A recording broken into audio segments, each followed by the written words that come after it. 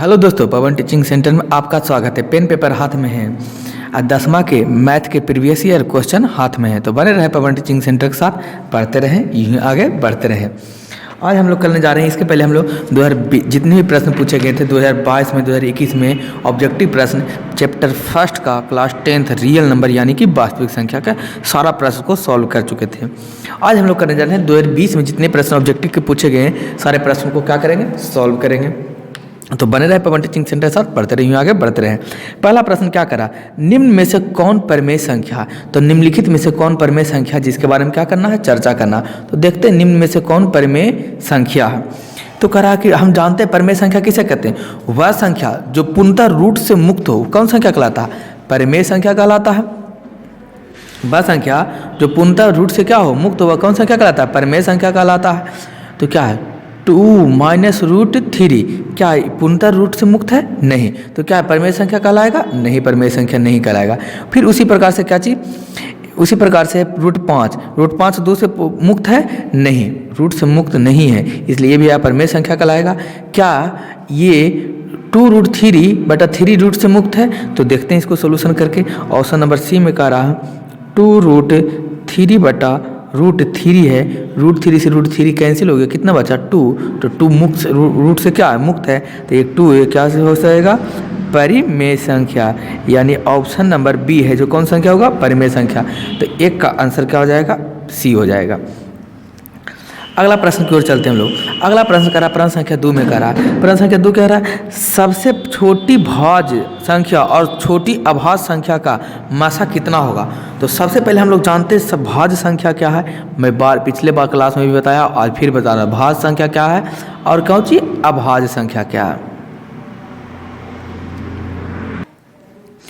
पहले हम लोग भाज्य संख्या जानते हैं किसको होते हैं, भाज्य संख्या उसे कहते हैं, भाज्य संख्या वैसे संख्या जिसका जो पूर्णतः एक से समय से और किसी अन्य संख्या से कटे, यानी भाज्य संख्या में किसी कम से कम 3 का गुणनखंड होना चाहिए और भाज्य संख्या में कम से कम कितना का होना चाहिए, 2 का, यानी कि 1 से 1 विभाजित होगा और स्वयं से विभाजित होगा, वह कौन संख्या कहलाएगा, अभाज्य संख्या कहलाएगा। ये कौन संख्या कहलाएगा, भाज्य संख्या।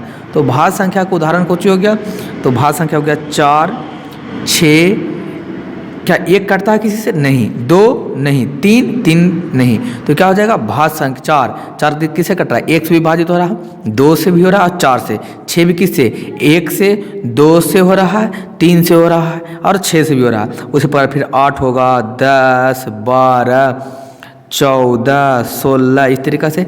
अब भाज्य संख्या किसे कहते हैं, वैसी संख्या जो इस एक और स्वयं के अलावा कोई और संख्या से पूर्णतः विभाज्य ना हो, वह संख्या अभाज्य संख्या कहलाता है। और याद रखिएगा अभाज्य संख्या को ऋण संख्या भी कहते हैं, कौन संख्या, ऋण संख्या भी कहते हैं, अभाज्य संख्या।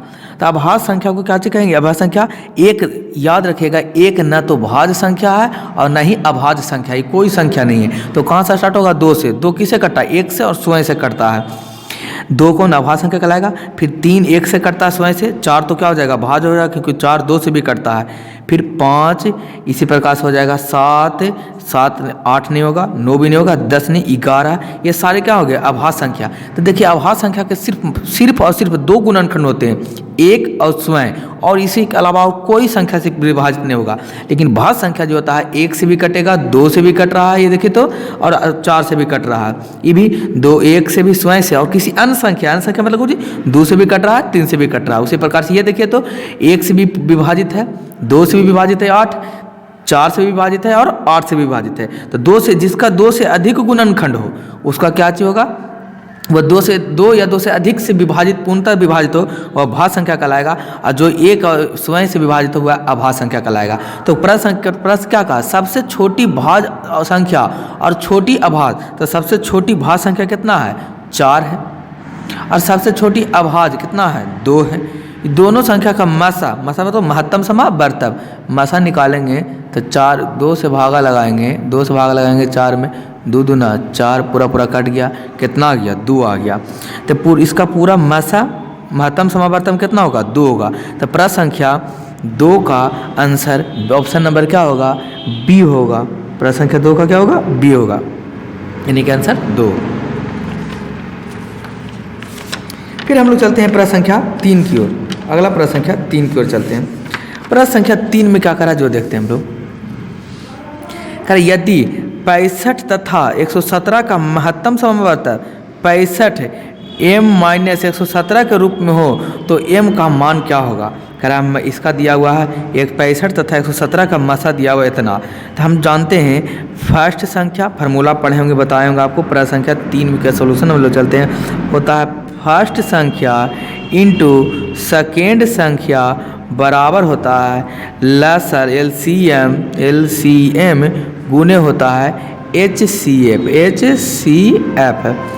फर्स्ट संख्या कितना दिले है 65 दिया हुआ, सेकेंड संख्या कितना दिया हुआ है 117 दिया हुआ, इसका मासा दिया हुआ कितना 65 m, कौन है 65 m माइनस 117 के रूप में दिया तो m का मान ज्ञात है। क्या चीज पूछा m का मान ज्ञात कर रहा है। प्रश्न संख्या कितना है 3, तो m का क्या ज्ञात करने के लिए कहा मान ज्ञात करने के लिए कहा। तो देखते हैं m का क्या मान होता है। तो कुछ नहीं गुना में है तो इधर आएगा सब क्या चीज में हो जाएगा भागा में हो जाएगा। क्वेश्चन यहाँ पर डैश देखेंगे कॉमा है, कॉमा होना चाहिए तो 117 हो जाएगा। गुना होगा इधर आएगा कटेगा तो गुना होगा तो कटेगा तो क्या हो जाएगा देखिए तो 65 गुने 117 बराबर 65 m गुना में जाएगा तो कितना हो जाएगा भागा में हो जाएगा 117 कट गया तो क्या बचा 65। तो 65 बराबर हो गया 65 m अंक और लेटर रहे तो गुना में रहता है इधर आएगा तो काम हो जाएगा भागा में 65/65 बराबर m। 65 से 65 कर दिया m का मान कितना आ गया 1 आ गया। तो प्रश्न संख्या 3 का आंसर क्या होगा जो देख लीजिए। प्रश्न संख्या 3 का आंसर हो जाएगा ए, ऑप्शन नंबर ए हो जाएगा। अगला प्रश्न की ओर हम लोग चलते हैं। प्रश्न संख्या कितना आगे प्रश्न संख्या 4 की ओर चलते हैं। प्रश्न संख्या 4 कह रहा है क्या कह रहा है जिसके बारे में हम लोग समझने का प्रयास करते हैं। तो देखते हैं 4 क्या कह रहा है। 4 कह रहा है कि 2,10 और 20 के लसा और मसा का अनुपात क्या होगा। यानी कहने का मतलब प्रश्न संख्या 4 में हम निकालेंगे 4 का निकाले कर रहा है किसका 20 10 और 20 का पहले एलसीएम निकाले कर रहा। एलसीएम निकालेंगे तो 2 एकम 2 2 पचे 10 और 2 और 10 दूना 20 फिर 5 से लगेगा। एकदम बेसिक रूल से हम बता रहे हैं आपको 5 दूना 10 तो क्या हो जाएगा 2 × 5 × 2 बराबर कितना हो गया 20। तो कह सकते हैं 2, 10, 20 का क्या चीज एलसीएम कितना हो गया एलसीएम 20 हो गया। फिर कहा इसका एलसीएम और इसका एचसीएफ का महत्तम अनुपात ज्ञात करने का है। तो 2 और 10 का पहले निकालेंगे एचसीएफ बेसिक रूल से चलो निकाल लेते हैं। आपके पास टाइम मानते बहुत है 2 पचे 10 पूरा पूरा क्या उठ गया कट गया कितना आया 2 आया। फिर 2 को लगाएंगे नहीं किससे 20 से कै बार में 2 एकम 2 पूरा पूरा कट गया कितना बचा 0 10 बार में इसका एचसीएफ कितना आ गया 2 आ गया। यानी 2, 10, 20 का एचसीएफ कितना आएगा 2 आएगा। तो कह रहा है दोनों का अनुपात एलसीएम एचसीएफ का अनुपात तो एलसीएम अनुपात किसका एचसीएफ। तो एलसीएम कितना है जो देखते हैं हम लोग। एलसीएम निकालने के बाद कितना आया 20 आया, एचसीएफ कितना आया 2 आया। तो कै बार में 10 बार में तो 10 अनुपात कितना हो जाएगा 1 हो जाएगा। तो हमको क्वेश्चन पूछा है क्या चीज़ कि 2, 4 इतना का एलसीएम तथा महत्तम एचसीएफ का अनुपात क्या होगा। तो अनुपात 10:1 तो ऑप्शन नंबर कितना हो जाएगा बी हो जाएगा। तो ये प्रश्न संख्या 4 के ऑप्शन नंबर बी कौन सी हो जाएगा 10:1 क्योंकि हम लोग के कैलकुलेशन करने के बाद कितना आया 10:1 आया था।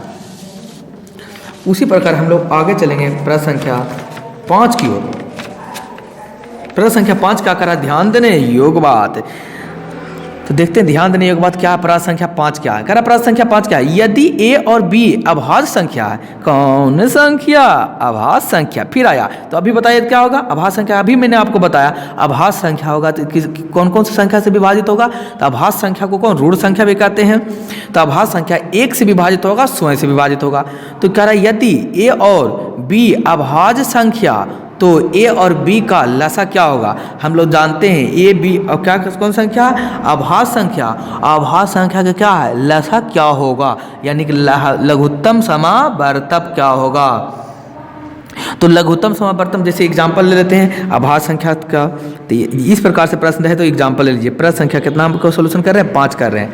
तो देखते हैं 5 का सोल्यूशन करते हैं। हम एक जगह ए और बी दिया 2 संख्या, हम मान लेते हैं अभाज्य संख्या 2 है, अभाज्य संख्या कितना है? 3 है। ये दोनों को क्या निकालते हैं? HCF निकालते हैं। क्या निकालेंगे? HCF निकालेंगे। तो HCF निकालेंगे तो क्या होगा? हमको कहा LCF नहीं, LCM कहा, लघुत्तम समावर्तक। LCM निकालेंगे तो 2 और 3 का LCM क्या होगा? 2 और 3 का LCM लगेगा नहीं, तो गुना हो जाएगा। 2 इंटू क्या हो जाएगा? 3 बराबर 6 इसका LCM होगा। तो क्या यहाँ ए की जगह पर क्या था? 2 की जगह पर ए था और 3 की जगह पर बी। तो 2 जगह पर क्या लिखेंगे? ए, और 3 की जगह पर क्या लिखेंगे? बी लिखेंगे। तो क्या होगा? ए इंटू बी आया। तो इसका आंसर कौन है? ऑप्शन नंबर ए, बी नहीं, सी होगा। ऑप्शन नंबर 5 का क्या आंसर हो गया? सी हो गया। क्यों सी हो गया आंसर? क्योंकि ए और इंटू बी होगा। तो हमेशा याद रखिएगा अभाज्य संख्या का LCM होगा उस संख्याओं का गुना होता है। अगर यही दे देता आपको क्वेश्चन ऐसे घुमा के देता है ए, बी और कॉमा सी 3 अभाज्य संख्या है, तीनों का LCM क्या होगा? तो तीनों का LCM क्या होगा? ए इंटू बी इंटू क्या हो जाता? सी हो जाता। प्रश्न संख्या हम लोग कहाँ चलते हैं? 6 की ओर चलते हैं। प्रश्न संख्या 6 में क्या कह रहा है जिसको देखते हैं। कह रहा है 1 और 100 तक सभी प्रकृत संख्याओं का योग क्या है? लीजिए 1 से लेकर 100 तक का सभी प्रकृत संख्याओं का योग क्या है? तो योग तो क्या है? ये जोड़ सकते हैं, लेकिन ये प्रश्न है जो आपको क्या चीज में पूछेगा? AP में। तो ये प्रश्न हम क्या में बताएंगे? ये प्रश्न है आपका AP अर्थमेटिकल प्रोग्रेशन का ये प्रश्न है। तो हम आपको क्या चीज में बताएंगे? अर्थमेटिकल प्रोग्रेशन में इसको बताएंगे। ये संख्या इसमें नहीं, इसमें लिखा गया है, प्राकृत संख्या का नहीं है। अगर आप बनाए हैं तो बना सकते हैं, लेकिन मैं इसमें चैप्टर का क्या चीज सोल्यूशन कर रहा हूँ? सिर्फ प्राकृत संख्या पहला चैप्टर कर रहा हूँ। फिर प्रश्न संख्या 7 में चलते हैं। करा प्रश्न संख्या 7 करा निम्न में से कौन सा अभाज्य संख्या? लीजिए अभाज्य संख्या, अभी अभाज्य संख्या कौन संख्या कहते हैं? ऋण संख्या कहते हैं। तो अभाज्य संख्या किस किस से विभाजित होगा? तो अभाज्य संख्या याद रखेगा, अभाज्य संख्या कौन संख्या? अभाज्य संख्या, अभाज्य संख्या। अभाज्य संख्या किससे कटेगा? 1 से कटेगा और स्वयं से कटेगा, और किसी अन्य संख्या से विभाजित नहीं होगा। तो कह सकते हैं हम 2 हमारे 2 बाकी संख्या को रहने दो, यानी हम 2 हमारे 2 से कटेगा, इसके सिवा और किसी से नहीं कर सकता। अभाज्य संख्या का यानी कि कहने का अभाज्य संख्या का आता है हम 2 हमारे 2 बाकी सबको रहने दो, यानी अभाज्य संख्या हमेशा 1 से कटेगा, स्वयं से कटेगा। अभाज्य संख्या के दूसरे और कौन सी कहते हैं? तो अभाज्य संख्या को कौन संख्या कहा जाता है? ऋण संख्या भी कहा जाता है। तो क्वेश्चन कह रहा है निम्नलिखित में से कौन सा अभाज्य संख्या? तो 15 से किससे कट रहा? 1 से भी कट रहा है, 3 से भी कट रहा है, 5 से भी कट रहा है। तो चलिए तो भाज्य संख्या हो गया। 23 किससे कट रहा है? 1 से और 23 से कट रहा है, तो आंसर क्या हो जाएगा? बी हो जाएगा। चलो आप आगे चेक करें तो ऑप्शन 12 ये 2 से भी कट रहा है, 6 से भी कट रहा है, इसको 4 से भी कट रहा है, 75 5 से भी कट रहा है, 15 से भी कट रहा है, तो भी नहीं होगा। तो सिर्फ प्रश्न संख्या 7 का आंसर क्या हो जाएगा? बी हो जाएगा। उसी प्रकार हम लोग प्रश्न संख्या 8 में चलते हैं। 2 लगातार संख्याओं का मसा क्या है? कौन संख्या? 2 लगातार संख्या का मसा मतलब होता है महत्तम समावर्तक क्या है? तो 2 लगातार संख्याओं का मसा क्या होता है? तो कौन संख्या? खाली 2 लगातार संख्या। तो 2 लगातार संख्या ए भी हो सकता है, क्या होता है? 2 भी हो सकता है। ये दोनों के महत्तम समावर्तक निकालेंगे तो कितना हो जाएगा? इसका निकालेंगे तो 1 हो जाएगा। तो कोई भी 2 लगातार संख्या है तो उसका जो होगा किसका होगा? उसका क्या होगा? 2 लगातार संख्याओं का मसा क्या होता है? तो 2 लगातार संख्याओं का मसा हमेशा क्या होता है? 1 होता है, याद रखिएगा। तो 2 लगातार संख्याओं का मसा 1 होता है। मसा मतलब महत्तम समावर्तक यानी कि HCF। तो 8 का हो गया, 1 हो गया। इसको याद कर लीजिए। ऐसे प्रश्न को देखिए और टिक मारिए। जैसे अगला प्रश्न है, इतना के कितने अभाज्य गुणनखंड है? लीजिए 505 के कितने अभाज्य गुणनखंड है? तो आप अभाज्य गुणनखंड कर लीजिए। 500 नहीं, 5000 कितना है? 5 है। इसको अभाज्य गुणनखंड कर लीजिए। कितने अभाज्य गुणनखंड है जो पूछ रहा है? कीजिए। पहले किससे लगेगा देखते हैं। तो पहले 5 से लगेगा। 5 एकम 5, फिर 0 0, फिर 5 एकम 5। 505 का प्रश्न संख्या कितना है? 9 है। तो देखते हैं करा प्रश्न संख्या 9 आ गया। अब किससे लगता है जो देखते हैं। 5 एकम 5, 0 के 0, 0 के 0, 5 एकम 5। अब लगाते हैं कितना से लगेगा। तो इसका जो अभाज्य गुणनखंड कितना हो जाएगा, अब 500 के 5 से आप क्या इस तरीका से पूरा काट लीजिएगा, आपको पता चलेगा इसका अभाज्य गुणनखंड कितना होगा। तो इसका अभाज्य गुणनखंड ऑप्शन नंबर बी 9 के बी होगा। उम्मीद करते हैं आप क्या कर सकते हैं, इसको बना सकते हैं। नीचे कमेंट बॉक्स में इसको लिखा के बताइए, हम आपको करने के लिए छोड़ देते हैं 5005 के कितने अभाज्य गुणनखंड होते हैं। इसका आंसर होगा बी। प्रश्न संख्या हम लोग 10 की ओर चलते हैं। एकदम सिंपल सा क्वेश्चन है, एकदम ये ऐसे क्वेश्चन तो एग्जाम हॉल में आया एकदम फट से। पहले क्या कीजिए, इसको बनाइए। करा प्रश्न संख्या 10 में करा कि 96 का अभाज्य गुणनखंड क्या होगा। 96 का कितना ना, सेम क्वेश्चन लीजिए, हम इसको आप क्या कर देते हैं, बना ही देते हैं। पीछे भी था 96 का अभाज्य गुणनखंड कितना होगा, 2 पर पावर इतना ग्रुप में। तो 96 को पहले 2 से लगाएंगे, 4 दूना 8, 1 9 8 दूना 16, फिर 2 से लगाएंगे, 24 दूना 48, फिर 2 से लगाएंगे, 12 दूना 24, 6 से, फिर 3 से, 2 से 3 एकम, फिर 3 एकम कितना 3। तो क्या 96 को हम लिख सकते हैं, इस तरीक़ा से लिख सकते हैं। 96 को हम क्या लिख सकते हैं, 96 को हम लिख सकते हैं 2 इंटू कितना 1 2 3 4 5, 5 गो है, 2 3 4 5, एक क्या है 3 है। तो हम लिख सकते हैं 2 पर पावर 5 इंटू 3 पर पावर कितना, एक कुछ नहीं था, एक लिखे चाहे नहीं भी लिखे। तो देखिए आपको ऑप्शन कौन दे रहा है, 2 पर पावर 5 और 2 पर पावर 5 और 3 पर पावर 1, या चाहे लिखे चाहे या 1 न लिखें। तो देखिए ऑप्शन नंबर क्या है, सी है, 2 पर पावर 5 इंटू 3। तो ऑप्शन आंसर क्या हो जाएगा आपका, इसका आपका आंसर हो जाएगा इसका सी हो जाएगा। तो प्रश्न संख्या 10 का आंसर क्या हो जाएगा, सी हो गया। उसी प्रकार हम लोग चलते हैं प्रश्न संख्या 11 में चलते हैं। प्रश्न संख्या 11 क्या कर रहा कि दो संख्याओं का गुणनफल इतना है और उसका मासा 17 है, तो उसका क्या किया, लसा ज्ञात कीजिए। तो प्रश्न संख्या कितना है, 11 है। प्रश्न संख्या कह रहा दो संख्याओं का लसा यानी कि फर्स्ट संख्या इंटू कौन संख्या, सेकेंड संख्या, बराबर क्या होता है, एलसीएम इंटू होता है एचसीएफ होता है। तो दो संख्याओं का लसा क्या, दो संख्याओं का गुणनफल क्या दिया हुआ, 86 70 दिया हुआ है। और लासा जो लघुत्तम समावर्तक मासा दिले है 17। हम पूछा क्या चीज, लासा पूछा यानी एलसीएम पूछा है, और एचसीएफ क्या किया हुआ, दिया हुआ है। एचसीएफ कितना दिया हुआ, 17। गुणनफल किसको कहते हैं, दो संख्याओं को गुना करके जो आएगा गुणनफल कहलाएगा। बोल जैसे सर गुणनफल हमके 3 गुने 6 लिखें तो कितना है, 6 18। तो 18 है, गुणनफल है, कौन फल है, गुणनफल है। किसका गुणनफल है, 3 और 6 का गुणनफल 18 है। उसी प्रकार का दिया दो संख्याओं का गुणनफल दे ले इतना, यानी कि गुना के लेकर बाद दिया होगा। एलसीएम ज्ञात करा, एचसीएफ किया हुआ। फार्मूला होता है फर्स्ट संख्या इंटू सेकेंड संख्या बराबर एलसीएम गुने एचसीएफ। गुना में रहेगा तो क्या में होगा, भागा में होगा। तो 86 70 बटा कितना हो जाएगा, 17 बराबर हो जाएगा एलसीएम। कौन सीएम, एलसीएम। तो प्रश्न संख्या कितना था, 11 था। तो आपको प्रश्न संख्या 11 तो क्या करेंगे, काटेंगे। इसको काटेंगे तो कितना बार में कटता है, जो देखिए 17 पचे 85, एक बचा 6 हो, एक बचा तो 17, फिर 17 एकम 17 एगो 0, कितना बार में पूरा कट गया, 510 बार में। तो एलसीएम बराबर हो गया 510। तो एलसीएम क्या होना चाहिए, इसका आंसर 510 होना चाहिए। तो 11 का देखते हैं आंसर कितना, 510 ऑप्शन नंबर कौन में है, तो ऑप्शन नंबर डी में है। तो 11 का आंसर क्या हो जाएगा, डी हो गया। दोस्तों उम्मीद करें आपको प्रश्न समझ में आ रहा होगा। आ रहा है तो ध्यान दीजिए, पढ़ते जाइए और यहाँ से सीखते जाइए। प्रश्न संख्या अगला चलते हैं 12 करा। प्रश्न संख्या 12 क्या करा, जिसके बारे में हम लोग क्या करते हैं जानते हैं।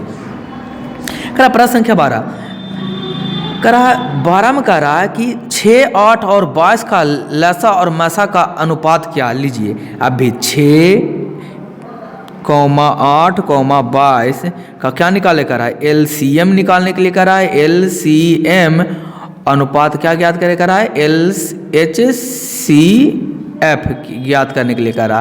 तो एलसीएम और एचसीएफ का अनुपात ज्ञात करने, तो एलसीएम निकालेंगे तो इसका एलसीएम निकालते हैं तो कितना से हो जाएगा, 2 से लगाएंगे 3 4 और 6,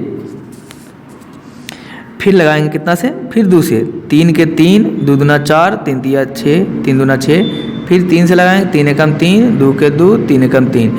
इसको लिखेंगे 2 इंटू 2 इंटू 3 इंटू 2, 2 दूना 4, 4 तिया 12, 12 दूना 24, कितना आ गया, 24 आ गया। फिर इसका एचसीएफ निकालेंगे, एकदम नॉर्मल विधि जन्मसिद्ध अधिकार मेथड से बता रहे हैं आपको। 6 एकम कितना हो गया, 6 कितना बचा, 2 बचा, 2 बचा लगेगा 6 आएगा, 2 तिया 6 कट गया पूरा पूरा, इसका 2 आया, फिर 2 से किससे लगाएंगे 12 से लगाएंगे, तो 2 को फिर लगाएंगे किससे 12 से, 2 छक 12, कितना आ गया HCF, HCF आ गया, HCF आ गया 2, LCM कितना 24 अनुपात कितना 2, कटेगा 2 एकम 2 और 12 दूना 24, यानी LCM और HCF का अनुपात 12 अनुपात कितना आ गया 1 आ गया। तो देखते हैं किस ऑप्शन में 12 अनुपात क्या है 1 दिया हुआ है। 6 कम 4, ऑप्शन गड़बड़ हो गया, ऑप्शन तो क्या किया 12 अनुपात 1 दिया है, तो यहाँ पर क्या दे दिया 3 दे दिया। एक बार फिर से हम देखते हैं गलती तो नहीं हो गया कहीं, 6 एकम 6, 2 उतरा लगेगा नहीं, आया 6, 2 तिया 6, 2 बचा, फिर लगाएंगे 12 से, 2 छक्के 12, पूरा पूरा क्या हो गया कट गया, सेव कितना 2 आया, तो इसका हो जाएगा 12 अनुपात 3 नहीं है यहाँ पर, 12 अनुपात क्या होना चाहिए 2 होना चाहिए, तो आंसर हो जाएगा क्या चाहिए 12 का डी हो जाएगा। ऑप्शन यहाँ पर गलती लिखा हुआ है, 12 का क्या चाहिए डी होना चाहिए।